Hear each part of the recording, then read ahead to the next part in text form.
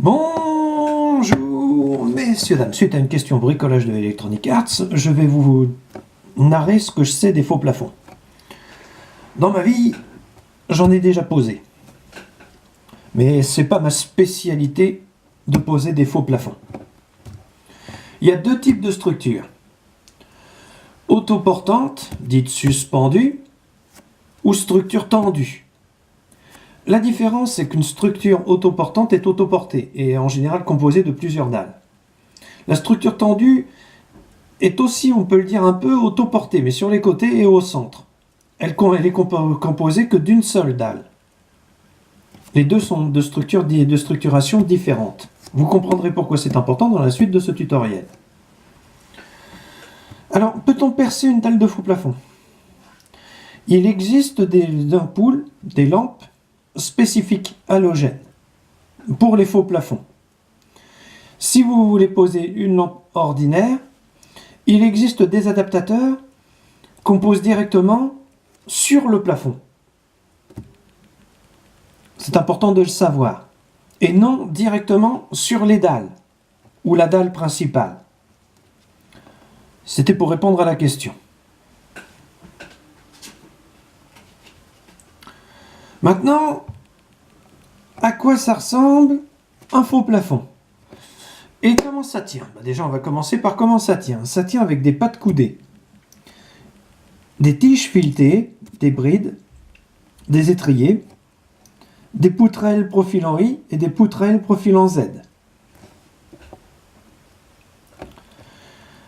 C'est composé aussi de panneaux. Fausses languettes, panneaux de fibres rainurés. En général, ils sont striés et il y a une cornière pour les tenir. Vous me direz, ok, c'est bien beau, mais à quoi ça ressemble? J'ai donc sorti la fiche technique. Voilà un faux plafond et sa structuration.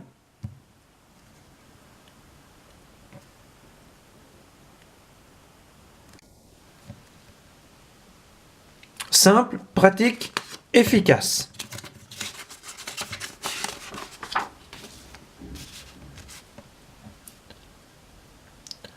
Là, c'est la fonction.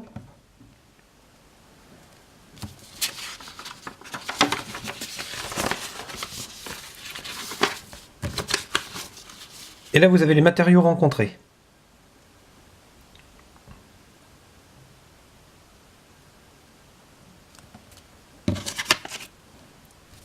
Vous voyez ce que je vous disais? Ossature cachée, cornière de rivet, ossature apparente, église frontail, entretoise, suspente, l'armature secondaire et l'armature primaire.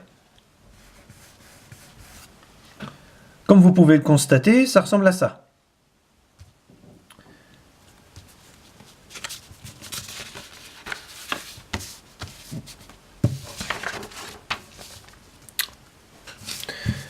Et là, vous avez la méthode de calcul des dalles, les potes de fixation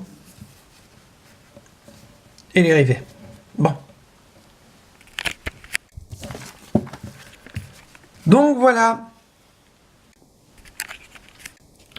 Donc je veux poser des lumières là-dessus. J'achète des ampoules de contre-plafond. Ça existe.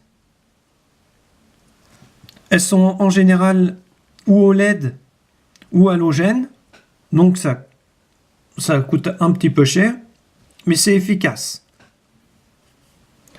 Ensuite, si j'ai pas de d'halogène pour contre-plafond ou autre, je passe directement dans le plafond. Et là, à partir de là, il faut une patte de fixation spéciale pour accrocher une lampe, parce que vous pouvez tomber sur certaines certaines choses comme un ventilateur qui fait lampe, qui pèse 10-15 kg et qui nécessite d'être relié au plafond et non à une dalle parce que la dalle ne supporte que 7,5 kg. Après, elle s'effondre. C'est pour ça qu'il faut faire attention aux détails, messieurs, dames.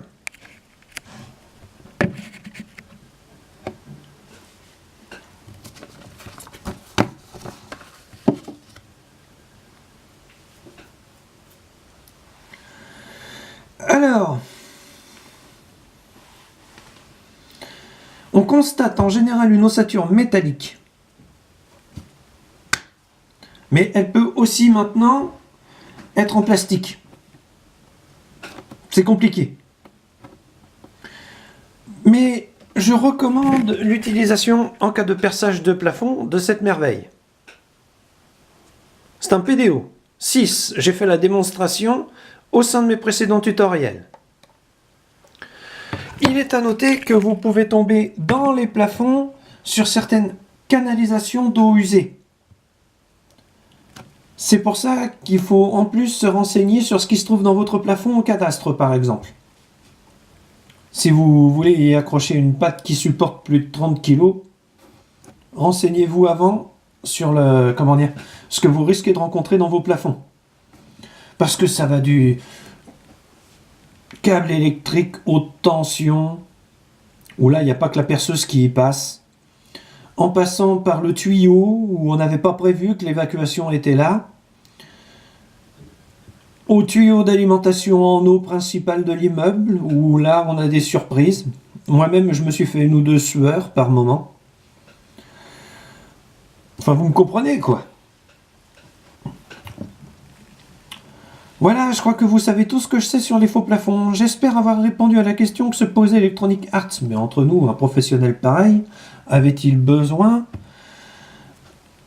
de cette réponse?